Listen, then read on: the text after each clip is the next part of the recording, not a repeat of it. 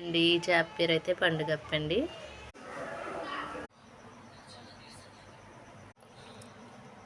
First చేప ముక్కలు అయితే వేసేస్తున్నానండి.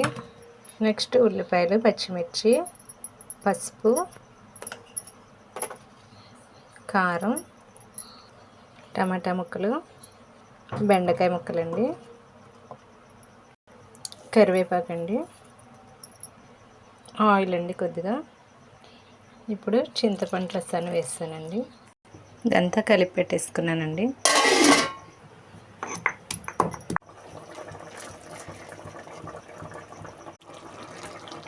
ఈ కూర అయితే తిన్నాను కానండి, వండడం అయితే ఇదే ఫస్ట్ టైం. మా మమ్మీని అడిగి ఫోన్ చేసి అడిగి అప్పుడైతే నేనైతే స్టార్ట్ చేశానండి. వీడియో నచ్చితే లైక్ చేయండి, షేర్ చేయండి, సబ్స్క్రైబ్ చేయండి. థ్యాంక్ యూ అండి.